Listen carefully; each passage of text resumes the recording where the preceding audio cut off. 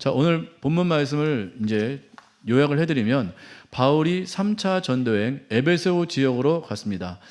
에베소 지역으로 갔는데요. 거기에서 이제 사역하는 그 과정을 말씀하고 있습니다. 자, 에베소 지역으로 사도 바울이 가서 석 달 동안 회당, 유대인들이 모여서 말씀을 나누는 곳이죠. 회당에 들어가서 석 달 동안 하나님 나라의 일을 선포했습니다. 가르쳤죠. 그런데 그 중에서 듣는 사람도 있었고 듣지 않는 사람도 있었습니다. 근데 사도 바울이 듣는 사람, 즉 제자들을 모아서 두란노 서원, 서원이라는 말은 이제 스콜라라는 뜻이에요. 스콜라, 학교라는 뜻입니다. 스콜라라는 말이 여기서 나왔고, 스쿨이라는 말이 여기서 나왔습니다. 서원은 스콜라예요. 그러니까 토론하는 장이었습니다. 학문을 토론하고 학문을 강의하는 곳, 그게 바로 서원이에요. 서원. 그 두란노 서원에 따로 제자들을 모아서 2년 동안 그들을 강론했어요. 강론했다라는 것은 양육했다라는 뜻이거든요. 토론하고 양육하고 강의하고 그러한 것이 바로 이제 강론인데, 그렇게 2년 동안 따로 제자들을 모아놓고 그렇게 했다라는 것입니다. 그랬더니 하나님의 능력이 임했어요. 심지어 사도 바울이 갖고 있는 수건이나 앞치마 같은 것들을 사람들이 가져다가 병든 사람에게 얹으면 병든 사람이 다 나았는 놀라운 능력이 임하게 되었습니다. 근데 다른 사람들이 이것을 보고 특별히 마술사들이 따라했어요. 그래서 이렇게 말했습니다. 바울이 전하는 예수의 이름으로 명하노니 뭐 떠나가라, 이렇게 명령을 했더니 악귀가 내가 바울도 하고 예수도 하는데 너는 누구냐? 그러고서 스게와의 제사장, 유대인 제사장 스게와의 7 아들 위로 덮쳐가지고 그들을 이겨서 그들이 벗은 몸으로 도망갔다라는 뜻입니다. 그 후에 이 일을 모든 사람이, 에베소 사람들이 알고, 특별히 마술사들이 이 일을 알고 깜짝 놀라가지고 그들이 회개를 하는 내용이 나옵니다. 회개를 하고, 회개에서 끝나는 것이 아니고 자기가 가졌던 마술책들이 있었어요. 여러 가지 마술책들이 있을 거 아닙니까? 지금도 뭐 불교에서 말하면 무슨 경전, 뭐 여러 가지 무슨 책, 이상한 책들, 무슨 심경, 이런 것들을 다 모아다가 불살랐어요. 그 불살은 그 책값이 은 5만, 지금으로 말하면 50억쯤 됐다고 합니다. 그 5만이라는 값은.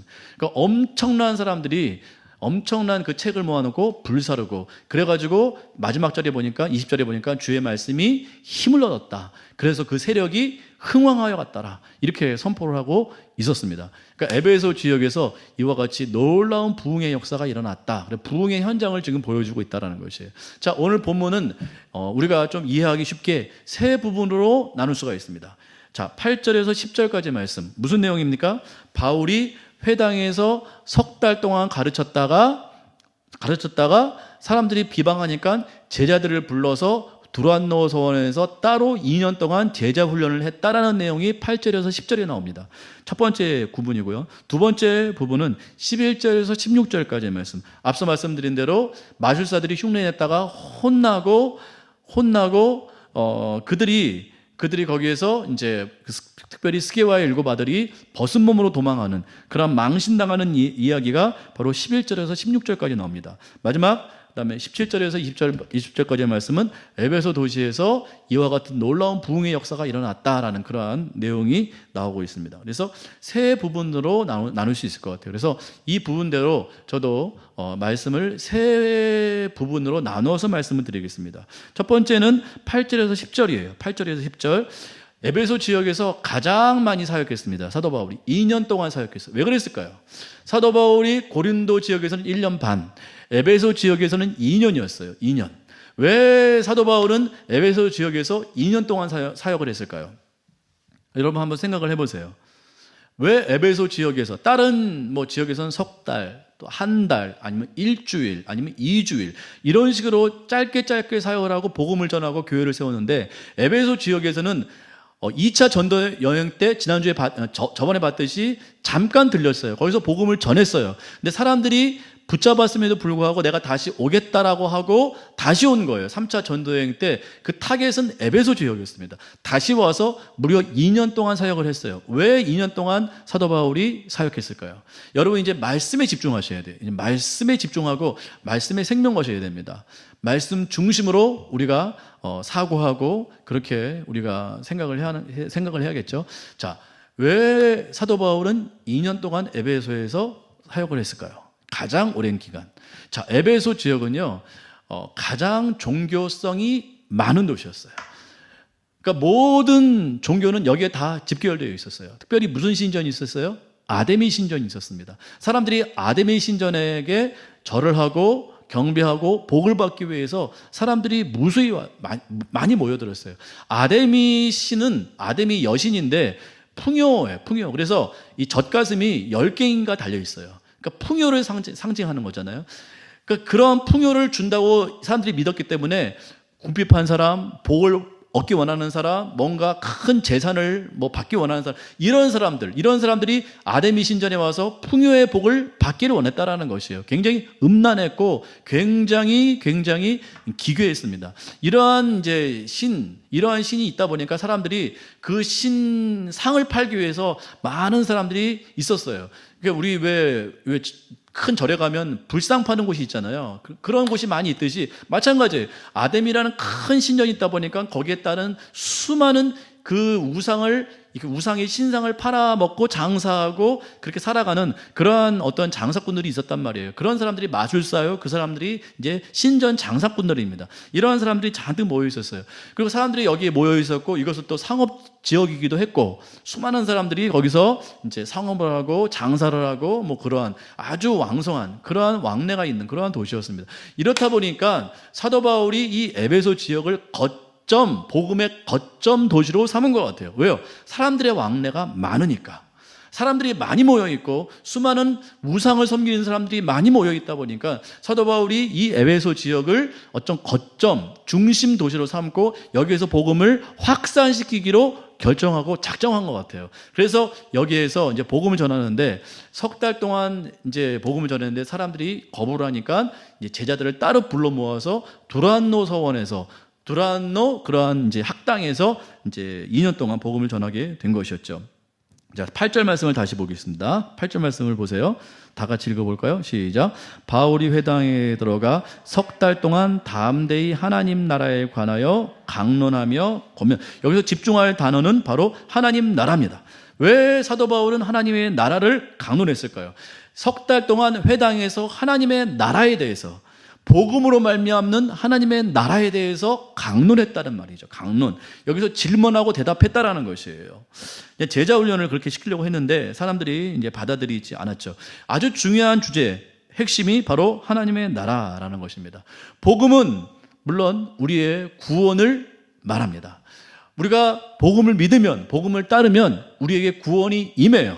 우리에게 영생이 임합니다. 이건 가장 중요한 복음의 핵심 중에 핵심이에요. 십자가의 그 은혜로 말미암아 우리가 영생을 얻고 구원을 얻는다. 이건 복음의 핵심입니다. 그러나 복음에는 또 다른 차원이 있는데 그것은 바로 하나님의 나라라는 것이에요. 하나님의 나라. 사도행전에서 굉장히 중요한 내용입니다. 주제입니다. 그래서 우리가 예수를 믿으면, 복음을 따르면, 다시 한번 정리하면 첫 번째 우리가 영생을 얻습니다. 누구든지 예수 그리스도의 이름을 믿으면 구원을 받게 돼 있어요. 이건 첫 번째 이 복음의 아주 중요한 특징. 두 번째 복음의 중요한 특징은 하나님의 나라가 성취가 되는 것이에요. 우리의 일단 삶에서 하나님의 나라가 임하고요. 우리의 모든 그 주변에서 하나님의 나라가 임하고 가정에서, 직장에서, 우리의 지역에서 또 여러 가지 환경 가운데, 도시 가운데, 지역 가운데, 시골 가운데 모든 문화와 모든 민족 가운데 하나님의 나라가 임하게 되어 있다는 것입니다. 그러니까 하나님의 나라는 굉장히 중요한 부분입니다. 복음과 하나님의 나라는 결부되어 있어요. 떨어뜨릴 수 없습니다. 우리가 복음을 믿고 구원을 받았어요. 거기에서 끝이 아니고 우리의 모든 삶의 반경 가운데 하나님의 나라가 임해야 된다는 것입니다. 사도 바울은 지금 8절 말씀을 통해서 분명히 말하고 있어요. 분명히 강론하고 있습니다. 너희가 예수 그리스도를 믿으면 너희의 모든 삶 가운데 하나님의 나라가 임할 것이다. 이와 같이 지금 선포하고 가르치고 있다는 것입니다. 우리가 예수 그리스도를 믿으면 반드시 하나님의 나라가 우리의 삶 가운데 임하게 될 줄 믿습니다. 하나님의 나라가 임해야 돼요. 근데 예수를 믿는다고 하면서 하나님의 나라가 도무지 임하진 않아요. 그러면 예수를 헛믿게 된 것이라고 우리가 추측을 충분히 해볼 수 있다는 것입니다. 왜요? 그 증상들이 하나님의 나라로 이렇게 드러나기 때문에 그렇습니다. 왜 세상이 이렇게 악하고 힘들고 고통스럽고 이럴까요? 세상은 하나님의 나라가 임한 것이 아니고 세상 나라가 임했기 때문에 그러는 것이에요. 세상 나라는 다 사고 파는 원칙이에요. 속이고 속는 원칙이에요. 세상 나라의 모든 원칙은 사단이 지금 잡고 있기 때문에, 사단이 그 권세를 잡고 있기 때문에, 사단이 교묘한 술책으로 세상의 모든 방식과 원칙을 지금 계속해서 구동시키고 있습니다. 우리가 이러한 잘못된 모든 세상의 원칙 가운데 하나님의 나라를 선포하고 실현시켜야 돼요. 이게 복음의 아주 중요한 특징이라는 것입니다. 그 사람이 복음을 믿고 예수 그리스도를 구주로 영접했어요. 그러면 그 삶 가운데, 그 지역 가운데, 직장 가운데 그 사람이 운영하는 모든 삶의 그 지경 가운데 하나님의 나라가 임해야 돼요. 하나님의 나라의 그 원칙이 임해야 된다는 것입니다. 우리가 지금 예레미야를 지금 계속해서 묵상하고 있잖아요. 예레미야 굉장히 어렵습니다. 그렇죠? 맨날 심판이고 맨날 책망이고 맨날 잘못했다고 그러고, 아침에 진짜 그 말씀을 묵상하면 여러분 마음이 무거워지는 걸 저도 하고 있기 때문에 알고 있습니다. 그러나 우리가 이 예레미야를 통해서 무엇을 봐야 되는가? 지금 이스라엘은 하나님 나라의 원칙으로 가는 것이 아니고 세상 나라의 원칙으로 지금 계속해서 빠져버리고 있다는 것입니다. 그걸 예레미야가 계속해서 지금 지적하고 책망하고 있는 것이에요. 너희는 하나님의 나라를 이루어야 될 하나님 나라의 백성인데 어찌하여 하나님의 나라를 이루지 않고 세상 나라로 점점 빠져드느냐.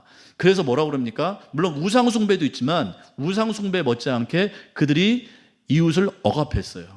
잘못된 고리대금 사업을 했습니다. 가난한 자는 더욱더 가난하게 되고 부자는 계속해서 부유함을 누리는 그런 세상의 원칙이 그들 가운데 계속해서 확산되고 있기 때문에 하나님께서 이들 가운데 심판을 하실 수밖에 없다라는 것이죠. 왜요? 하나님 나라의 정체성을 가지고 하나님 나라를 세워야 될 이스라엘 백성들이 세상 나라를 따르고 있는 것이에요. 세상 나라. 그러니까 백성들이 고통당하고 억압당하고 막 이렇게 부르짖고 그런 상황 가운데 있다라는 것입니다. 그랬을 때 하나님께서 강력하게 책망하시고 결국엔 심판하실 수밖에 없다라는 것이죠.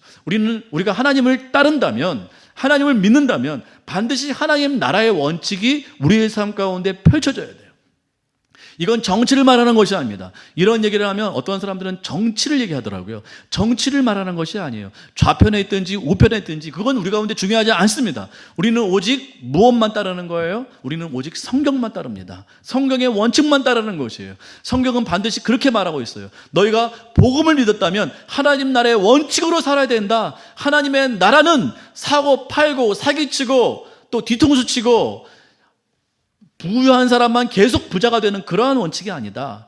주는 나라다. 하나님 나라는 서로 주고 받고 나누고 베풀고 서로 잘 살게 하고 서로 세워주고 그러한 원칙이 바로 하나님의 나라라고 지금 하나님께서는 우리 가운데 말씀을 하고 있다는 것입니다. 에베소 지역은 바로 그러한 도시였어요. 세상에서 가장 세상 나라가 임한 곳, 세상 나라의 원칙이 가장 강력하게 임한 곳, 그게 바로 에베소 지역이었습니다. 지금으로 말하면 뉴욕과 홍콩 같은 곳이에요. 그러니까 경제적으로는 부유했죠. 에베소는 경제적으로 굉장히 부유했습니다. 그러나 가장 세상적으로 악한 곳, 하나님 나라에서 가장 멀어진 곳, 그게 바로 에베소 지역이었어요. 그래서 사도 바울이 에베소 지역을 거점 지역으로 삼아서 그 땅을 변화시키면 강력한 그 파장력, 그 영향력이 미칠 것이다 생각하고 그 에베소 도시의 그 제자들을 강력하게 훈련시켰던 것 같아요. 2년 동안. 그래서 모든 지역으로 하여금 이 복음이 확산될 수 있도록, 하나님 나라가 확산될 수 있도록 그렇게 만들었던 것 같습니다. 그래서 중요한 건 무엇이냐? 복음이 임하면 하나님의 나라가 펼쳐진다. 반드시 우리가 그것을 꼭 염두에 둬야 될 줄 믿습니다. 우리의 삶 가운데 하나님의 나라가 임해야 됩니다. 그러니까 하나님 나라를 우리가 잘 알기 위해서는 성경을 읽으셔야 돼요. 왜요? 성경이 하나님의 나라의 원칙이 나와 있기 때문에. 우리가 성경을 안 읽으면 하나님 나라의 원칙을 모릅니다. 하나님께서 구약서부터 신약에 이르기까지 하나님의 나라의 원칙을 계속해서 말씀하고 계세요. 너는 이렇게 살아야 된다. 십계명을 통해서 또한 613가지의 계명을 통해서 예수님의 그 명령을 통해서 사도 바울의 그 가르침을 통해서 우리 가운데 하나님의 나라의 원칙을 계속해서 말해주고 있어요.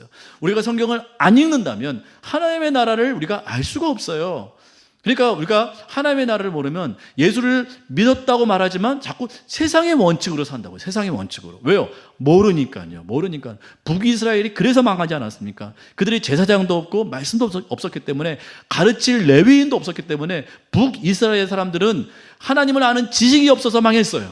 그러니까 하나님을 아는 지식이 없으면 망합니다. 그래서 우리가 성경을 아주 천착하여 읽어야 돼요. 아주 집중해서 여기에 정성을 쏟아서 우리의 마음을 그렇게 실어서 성경 말씀을 읽어야 됩니다. 그래서 하나님의 나라의 원칙을 배워야 돼요. 하나님의 나라의 원칙을 잘 알기 위해선 성경을 우리는 반드시 읽어야만 된다는 것입니다. 또 한 가지 내용이 있습니다. 우리가 첫 번째 부분을 통해서 바울이 석 달 동안 하나님의 나라를 가르쳤어요. 근데 사람들이 비방했죠. 그리고 비방을 하자 사도 바울이 제자들을 따로 모아서 두란노 서원이라는 곳에서 따로 강론했다고 성경은 기록하고 있습니다. 자, 성경을 잘 보셔야 됩니다. 성경에 집중하셔야 돼요. 왜 그랬을까요? 자, 이걸 통해서 무엇을 우리 가운데 시사하는 걸까요? 왜 사도 바울은 비방하는 무리를 뒤로 하고 제자들을 모아서 따로 2년 동안 두란노 서원에서 훈련을 시켰을까요? 강론했다라는 것은 다시 말씀드리지만 일방적으로 강의했다는 말이 아니에요. 질문하고 대답하고 당시의 교육은 그랬습니다. 그래서 이 하나님의 나라와 복음을 사도 바울은 제자들에게 강력하게 2년 동안 사실 제자 훈련시킨 거예요. 제자 훈련. 왜 그랬을까요?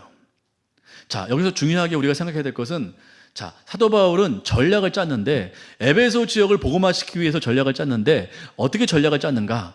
다수를 집중하지 않았어요. 소수에 집중했다는 거예요. 어떤 소수요? 이 복음을 따르는 소수요. 제가 굉장히 중요한 부분입니다.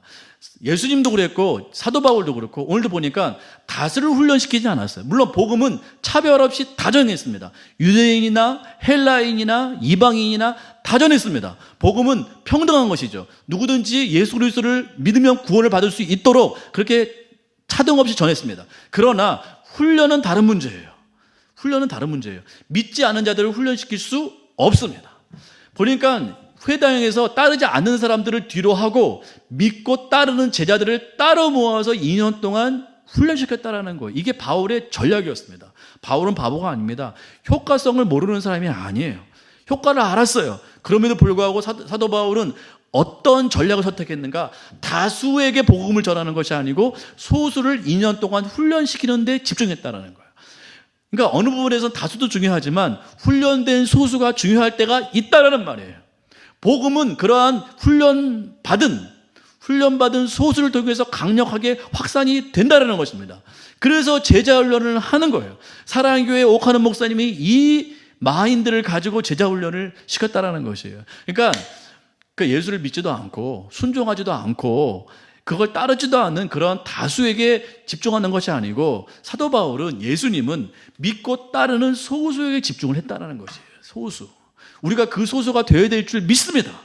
우리는 예수를 대충 믿고 따르지도 않고 순종도 안 하는 그냥 수많은 무리, 우리는 거기에 속하면 절대 안 돼요. 왜냐하면 우리 예수님은 그러한 자들에게 훈련을 안 시키십니다. 강력한 훈련은 소수, 믿고 순종하고 따르는 소수에게 그렇게 시키는 거예요. 그 사람들을 통해서 세상을 변화시키는 거예요.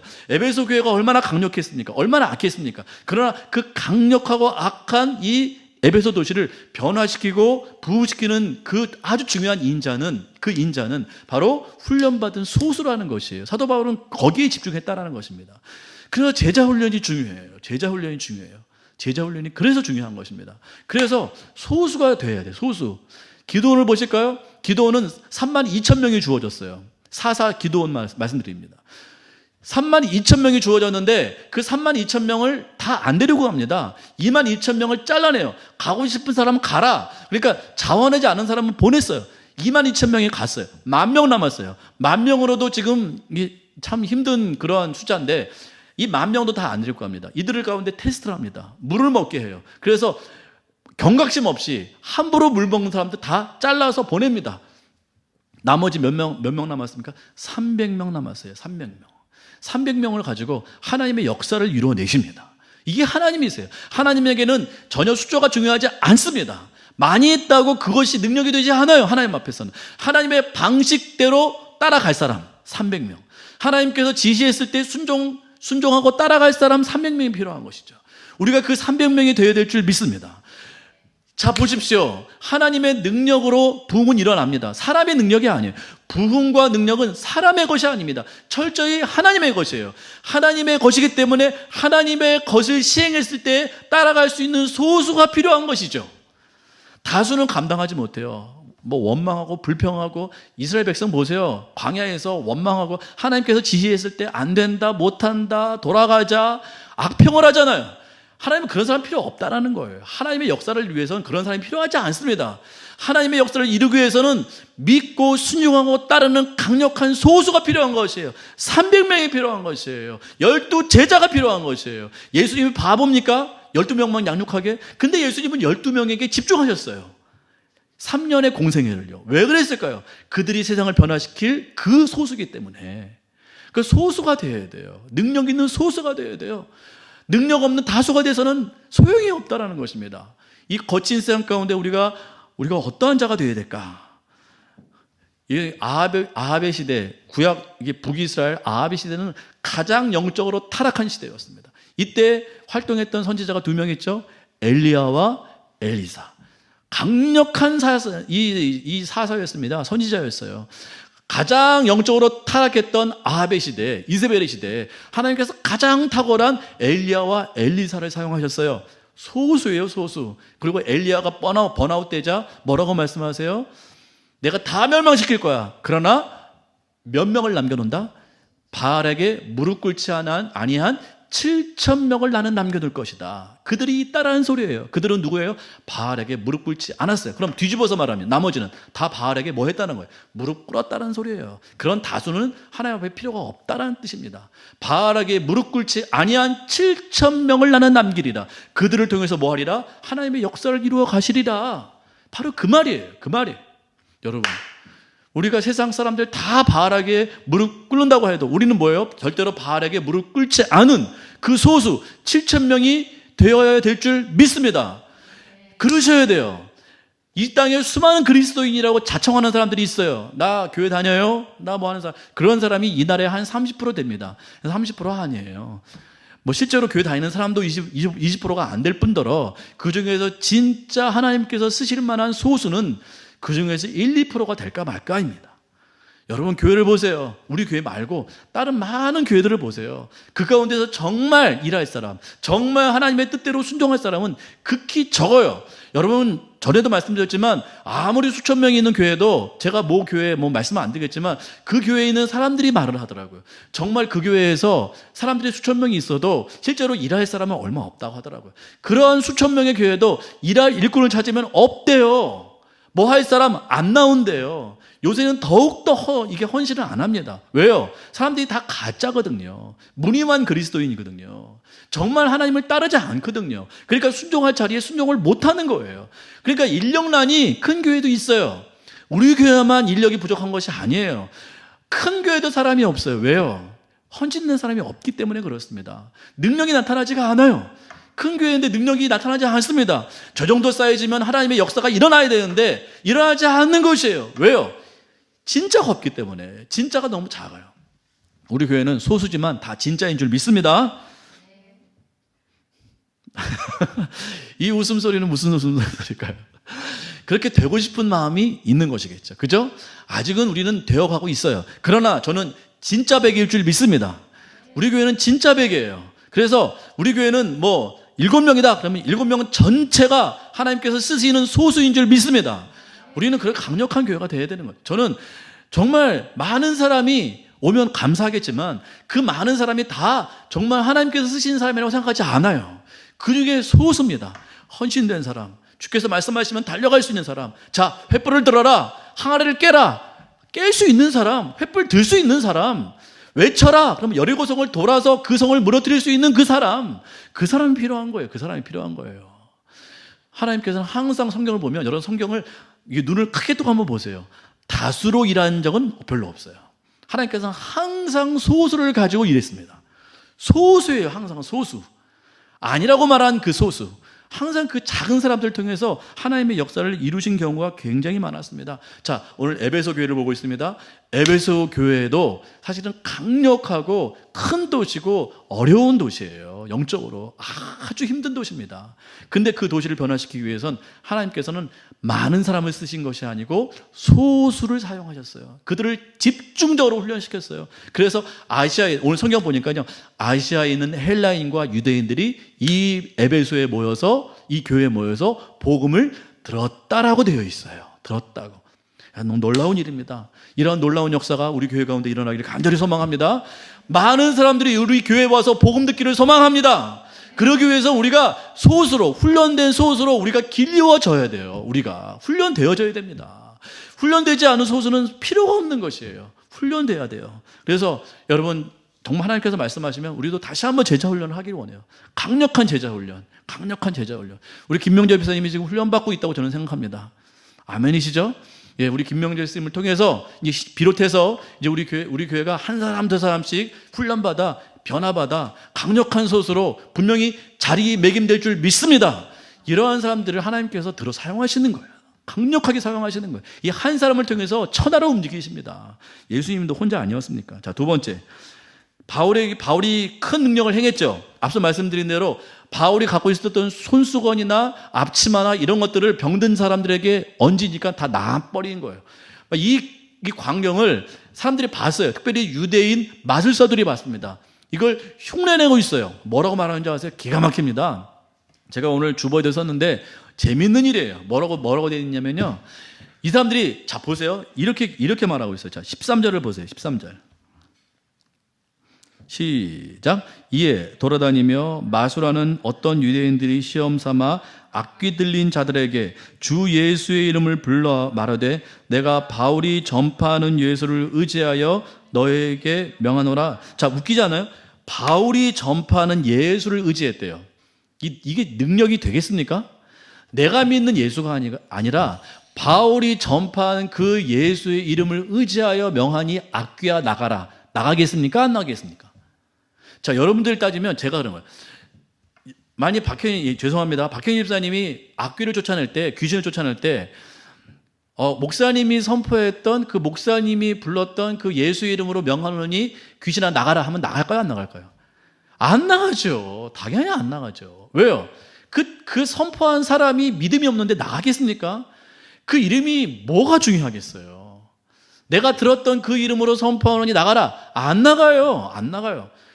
이 악귀가 코웃음 칩니다. 비웃어요. 넌 믿지도 않은 자가 무슨 짓이냐 지금? 너 믿지도 않은 자가 지금 장난하냐? 흉내내냐? 흉내낸다고 안 나간다는 거예요. 악귀는. 내가 믿어요. 전하고 선포하는 자가 진짜 믿고 그 이름을 의지해야 나가는 것이에요. 악귀는 그래서 나가는 것이에요. 특별히 스게와, 그 제사장 스게와라는 사람이 있었는데 그 7 아들이 있었는데 그 사람이 다 마술사인가 봐요. 이게 제사장이 이게 정신 나간 사람이죠. 정신 나간 이 스게와라는 이 제사장 7 아들이 다 마술사였나 봐요. 이게 장난치려고 이렇게 또 그렇게 말을 했어요. 바울이 전한 그 예수 이름으로 명하노니 나가라 그랬더니 뭐라고 그래요? 이 악귀가 내가 예수도 알고 바울도 아는데 넌 누구냐? 자, 지금 비웃고 있는 거예요. 비웃고 있는 거예요. 그래서 어떻게 했어요? 그들을 덮쳐버렸어요. 그랬더니 그 사람들이 옷을 다 내가 옷을 이렇게 벗어 던진 거 보니까 이 사람이 악귀 들린 것 같아요. 옷을 다 벗어가지고 도망갔어요. 이 기가 막힌 장난질하면 이렇게 이 꼴 당합니다. 우리가 예수 이름으로 장난질하면 이러는 거예요. 자, 보세요. 왜 우리가 능력을 행하지 못할까? 왜 우리 가운데 능력이 없을까? 왜 우리가 선포하고 선포했을 때 능력이 없을까? 이유는 하나예요. 오늘 본문 보니까 그 사람이 진짜 믿지 않는 거예요. 그러니까 들어서 어디서 그렇게 했더니 이렇게 되는 것 같더라. 내가 간증을 들었더니 그 사람이 그렇게 했대더라. 목사님 설교도 들었는데 그렇게 하더라. 그렇게만 듣고 나는 믿지가 않고 나는 능력이 없어. 나는 진짜 그 말씀을 의지하지 않아. 그 이름을 의지하지 않아. 그런데 들은 말씀 가지고 말하면 능력이 있다 없다? 없다라는 뜻이에요. 없다라는 뜻이에요. 그러니까 우리 가운데 능력이 없는 이유는 바로 그겁니다. 내가 진짜 의지하고 내가 진짜 믿어야 돼요. 내가 진짜 고백해야 돼요. 내 삶의 모든 중심이 예수 그리스도여야 그 이름의 능력이 있음을 믿고 선포합니다. 그래야 그 능력이 있는 거예요. 남이 말하는 건 소용이 없어요. 그래서 간증 의지하지 말라는 게 바로 거기 있습니다. 간증이 마치 내 믿음이라고 착각하는 거예요. 아니에요. 그 믿음 내 믿음 아닙니다. 그 사람 믿음일 뿐이에요. 내가 진짜 믿어야죠. 내 온 마음을 다 믿어야죠. 내 온 삶을 다해서 믿어야죠. 그 이름이 진짜 능력이 있는 거예요. 내가 생명을 믿었을 때 그 이름이 능력이 있는 것이지 남이 말한 그것이 무슨 능력이 되겠습니까? 그러니까 여러분 진짜 믿으시길 바랍니다. 여러분 진짜 예수의 이름이 여러분의 능력이 되시기를 간절히 소망합니다. 예수의 이름이면 안 되는 일이 없어요. 실제로 우리 예수님께서 말씀하셨기 때문에 너희가 내 이름으로 믿고 세례를 베풀고 복음을 증거하고 귀신을 쫓아내면 쫓겨날 것이고 무슨 독을 마시든지 해하지 않을 것이고 뱀을 들어도 상하지 않을 것이라고 분명히 말씀하셨습니다. 이만큼 능력이 강력하다란 말이에요. 이런 강력한 능력이 나타나기 위해선 그 복음이 내 복음이 되어야 되고 예수의 그 놀라운 이름이 내 이름이 되어야 될 줄 믿습니다. 이것밖에 없어요. 여러분 진짜 믿어요. 진짜. 그래서 여기서도 가짜가 등장하게 된다는 것입니다. 마술사처럼 우리가 가짜로 말하면 이 능력이 나타나지 않고 악귀가 우리를 비웃고 장난질해요. 오히려 예수 그리스도 이름이면 모든 악귀와 귀신이 쫓겨나면 우리가 믿으시죠? 쫓겨나가요. 근데 그 이름이 문제가 있는 것이 아니고 그것을 선포하는 우리가 진짜 안 믿으면 그건 가짜 능력이 된다는 것이에요. 가짜 능력. 아무런 효험이 없어요. 여러분 진짜 믿으셔야 돼요. 진짜 믿으시면 진짜 능력이 내 삶에서부터 나오기 시작합니다. 기가 막힌 역사가 나타날 거예요. 여러분 기도 한번 해보세요. 기대 한번 해보시고 예수의 이름을 한번 진짜 믿어보세요. 그러면 여러분 삶 가운데 놀라운 능력이 드러나게 될 것을 다시 한번 믿고 선포합니다. 자, 세 번째. 자, 부흥의 모습을 보겠습니다. 부흥의 모습. 17절에서 20절 말씀이 기가 막힌 말씀이에요. 실제로 부흥되는 현상이 이렇게 나타납니다. 이렇게 17절에서 20절 다 같이 읽어볼까요? 시작. 에베소에 사는 유대인과 헬라인들이 다 이 일을 알고 두려워하며 주 예수 이름을 높이고 믿은 사람들이 많이 와서 자복하여 행한 일을 알리며 또 마술을 행하던 많은 사람이 그 책을 모아가지고 와서 모든 사람 앞에서 불사르니 그 책값을 계산한 즉 은 5만이나 되더라. 이와 같이 주의 말씀이 힘이 있어 흥황하여 세력을, 이게 에베소에 나타난 놀라운 부흥의 역사예요. 에베소 지역에 사람들이, 아시아에 있는 사람들이 몰려왔을 뿐만 아니라 거점 도시가 되었을 뿐만 아니라 그 거점되는 도시에서 놀라운 부흥의 역사가 이와 같이 임한다. 자, 순서 4가지입니다. 잘 보세요. 부흥하는 순서 4가지. 첫 번째, 두려워한다라는 거야. 여러분, 첫 번째 두려워해야 돼요. 하나님을 경외하는 일들이 첫 번째 일어납니다. 사람들이 먼저 놀라야 돼요. 우리가 부흥을 경험하기 위해서는 첫 번째, 그 하나님의 놀라운 능력 앞에 우리가 두려워한다. 사람들이 먼저 두려워해야 돼요. 사람들이 우리 교회를 두려워해야 돼요. 야, 저 교회에 뭔가 있다. 사람들은 뭔가 진짜를 발견하면 두려워하게 돼 있어요. 하나님의 능력을 발견하면 두려워하게 돼 있습니다. 사람들이 우리를 함부로 못해요. 보니까 부흥하는 교회, 능력 있는 교회 보니까 서양 사람들이 그 교회를 존경하더라고요. 여러분이 주위 있는 사람들이 여러분을 존중하고 존경하셔야 돼요. 뭔가 여러분을 두려워하셔야 돼요. 이게 우리가 폭압하고 뭐 사람들을 가스라이팅하고 사람들을 저주하고 그래서 두려워하는 것이 아니라 우리 안에 예수의 능력이 있기 때문에 사람들이 우리를 두려워하는 거예요. 저 사람 함부로 못하는 거예요. 예수 믿는 사람에게 함부로 못합니다. 여러분 그거 아세요? 정말 우리가 뭐 없어요. 돈이 있는 것도 아니고 능력 있는 것도 아닌데 우리 안에 예수의 능력이 진짜 있으면 사람들이 희한하게 우리를 어떻게 해요? 두려워해요. 그런 교회를 두려워한다고요. 근데 예수의 능력이 없잖아요. 정말 예수의 그 큰 능력이 없으면 사람들도 그런 교회는 무시하더라고요. 무시해요.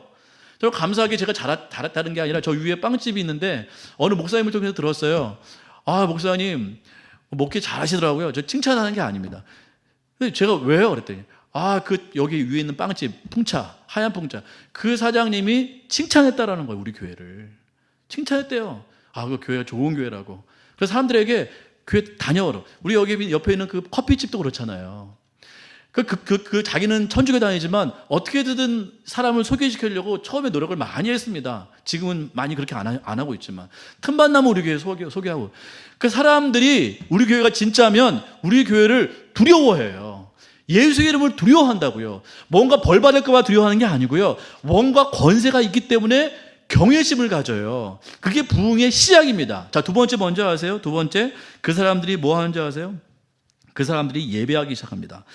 주 예수 이름을 높였다라고 되어 있어요, 성경에. 주 예수, 그러니까 경외함이 나타나면 그 교회 안에 있는 주 예수의 이름을 높이는 역사가 일어나는 거예요. 이게 예배입니다, 예배. 예배하는 역사가 드러나게 된다. 우리가 하나님의 그 놀라운 그 능력 앞에 두려워 떨면서 그 예수의 이름을 높이는 놀라운 역사가 일어나게 되는 거예요. 오늘처럼 그렇게 예배하는 거예요. 오늘 예배는 정말 신선했습니다. 우리 교회 예배 수준이 많이 올라갔어요. 저는 그렇게 자평합니다. 왜냐하면 저희가 막 이렇게 예배를 하면 여러분들이 뭐 하는지 몰랐어요. 여러분 기억 못 하실 거예요. 여러분들은 기억 못 합니다. 막 이렇게 즉흥 찬양하고 막 방언 찬양하고 뭔가 막 외치고 하면 여러분들 가만히 계셨어요. 벽처럼. 그 제가 할 때 야, 벽 같다. 뭔가 막혔다 생각하는데 오늘은 막 회전하는 거예요. 뭔가 성령께서 역사하는 걸 오늘 많이 느꼈습니다. 이제 여러분이 예배의 어떤 수준이 많이 높아졌어요. 저는 그렇게 느껴요. 그래서 제가 다른 교회, 다른 목사님에게도 막 담대하게 얘기합니다. 우리 교회가 많이 영적으로 지금 많이 성장했다고. 예배를 드려오면 알거든요. 예배 가운데 성령이 운행하는 걸 느끼거든요. 예배 가운데 예수 그리스도의 이름이 높아지는 게 느껴지거든요. 그게 진짜 예배예요. 자, 부흥하는 두 번째 현상이 뭔지 아세요? 주 예수 그리스도의 이름이 높아지는 거예요. 우리 예배 가운데 주 예수 이름이 높아지는 역사가 지금 일어나고 있음을 선포합니다. 이게 놀라운 부흥의 현상이에요. 자, 죽어가는 교회는 예배가 없어요. 예배가 다 죽어가요. 예수 이름이 높아지지 않아요. 예수 그리스도의 이름이 높아지지가 않아요. 능력이 너무 소실되어 있어요. 성령이 운행하지 않아요. 이건 죽은 교회예요. 아무리 숫자가 많아도 죽은 교회예요. 예배가 죽었기 때문에 그렇습니다. 반드시 부흥하는 교회는 예배가 살아있어요. 예수 그리스도의 이름이 높아지게 되어 있어요. 예수의 능력이 높아지게 되어 있어요. 그 능력이 운행할 수밖에 없어요. 그게 예배의 역사이고 부흥입니다. 부흥하는데 예배가 죽었다고요? 말도 안 되는 소리죠. 사람들이 모였다고 그게 부흥입니까? 아니라고요. 예배의 역사가 일어나야 돼요. 우리의 예배 가운데 예수 그리스도의 이름이 높아져야 돼요. 예수의 이름이 찬양받아져야 돼요. 경배돼야 됩니다. 그게 놀라운 부흥의 역사라는 것입니다. 자, 세 번째는요. 사람들이 뭐 했어요? 많은 사람들이 뭐 했어요? 많이 와서 자복했다.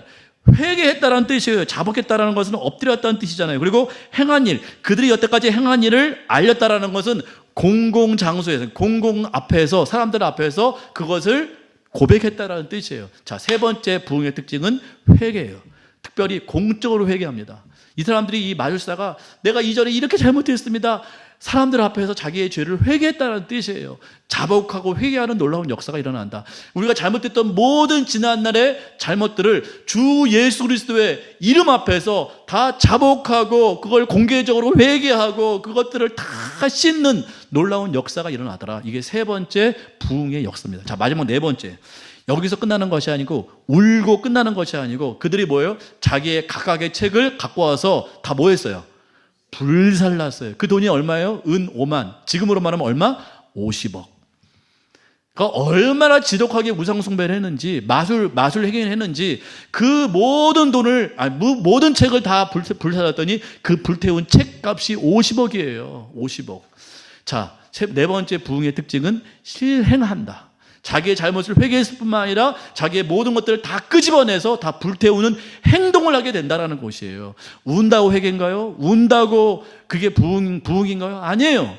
예배했다고 부흥하는 것이 아니고 찬양했다고 부흥하는 것이 아니고 부흥의 종착역은 행동까지 가야 된다.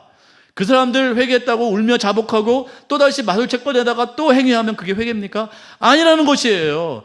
그 자기가 여태까지 했던 모든 것들을 회개하고 의지했던 그 마술책을 다 불태우는 것까지 가야 되는 거예요. 불태우는 것. 여러분이 불태워야 될 것이 무엇입니까? 우리가 불태워야 될 것이 무엇입니까? 지난해 잘못했던 것, 의지했던 것, 의탁했던 것, 행했던 것, 그 모든 것들을 성령의 불 앞에서 다 불태워버려야 돼요. 끊어버려야 됩니다. 더 이상 그것을 의지하지 말아야 돼요. 그 악행을 더 이상 행하면 안 됩니다. 악행은 그대로 행하고 울기만 하고 그것이 회개다? 아니에요. 그건 부흥 아닙니다. 행동까지 가야 돼요. 내포경 대부흥운동 때는 사람들이 막 우리나라 술 문화가 나쁘잖아요. 담배 문화가 나쁘잖아요. 그래서 우리나라는 술 안 먹고 담배를 안 피워요. 예수 믿는 사람은. 왜요? 지난날에 우리나라의 과거의 행적이 있기 때문에 그렇습니다. 그래가지고 그것들을 다 불태우는 거예요. 그 사람들이요, 자기가 거짓말했던 거 공공 앞에서 다 얘기하고요. 그 다음에 내가 뭐 자녀를 때린 거, 내가 아내를 구타한 거 다 회개했다고 하더라고요. 다 회개하고 똑바로 서겠습니다. 그리고 막 와가지고 자기 다 찢고 막 울면서 자복하고 자기의 모든 행습을 다 그치고 술을 끊고 담배를 끊고 폭력을 끊고 거짓말한 거 끊고 사기친 거 끊고 우리나라 처음에는 얼마나 사기를 많이 쳤는지 몰라요. 거짓말을 얼마나 많이 했는지 모릅니다. 다 속여먹고 세상 나라 원칙대로 살아왔는데 하나님 나라의 원칙으로 완전히 바뀌어지는 놀라운 실천의 역사가 일어나게 되었다는 것입니다. 그게 바로 부흥이다. 부흥 4가지 정리해 보실까요? 첫 번째 뭐 한다? 두려워한다. 경외하게 된다. 우리가 예수 그리스도 이름 앞에서 두려워할 수밖에 없어요. 두 번째, 예수 그리스도의 이름을 높인다. 찬양의 핵심은 높이는 거죠. 자, 세 번째, 그 앞에서 뭐 한다? 회개한다. 네 번째는 이제 실천한다. 이게 부흥의 모습입니다. 우리 교회가 그렇게 되기를 간절히 소망합니다. 이렇게 될 때 모든 사람들이 우리 교회를 통해서 변화를 받게 될 거예요. 하나님의 말씀을 듣고 복음을 듣게 될 것입니다. 이 놀라운 역사가 우리 교회를 통해서 이루어지게 될 거예요. 그런데 조건은 그냥은 안 된다. 우리 교회가 먼저 부흥해야 된다. 부흥하려면 첫 번째 우리가 소수이지만 하나님 말씀 앞에 훈련받아야 된다. 그리고 능력이 나타나야 된다. 마지막으로 우리 교회 안에 부흥이 이와 같이 일어나야 된다. 그러면 우리 교회를 통해서 많은 사람들이, 대구에 있는 모든 사람들이 우리 교회를 통해서 부흥하게 될 것이다. 부흥의 능력을 얻게 될 것이다. 변하게 될 것이다. 믿으십니까? 네, 기도하시겠습니다.